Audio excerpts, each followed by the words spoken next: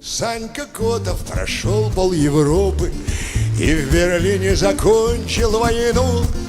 Медсанбатами трижды заштопан, долгожданную встретил весну.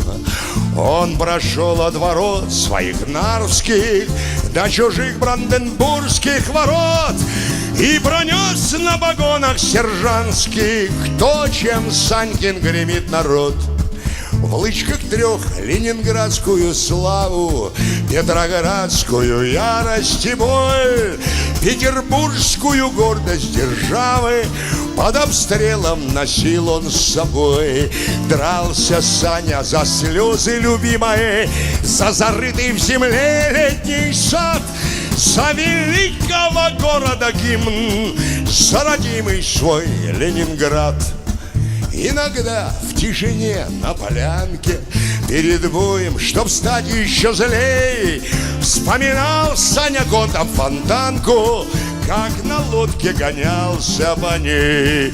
И вздымалась волна штормовая, и без промаха бил автомат, и звезда на груди золотая в полный рост поднимала солдат.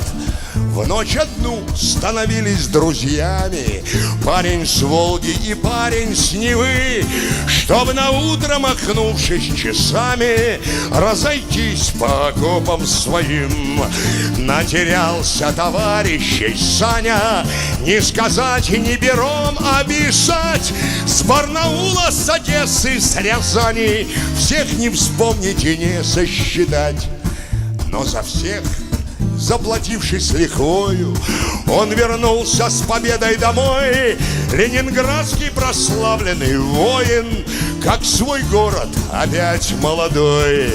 И он рад, что все в полном порядке, что на зло милицейским постам бьют ребята на средней рогатке из рогаток по воробьям. Бьют ребята на средней рогатке из рогаток по воробьям.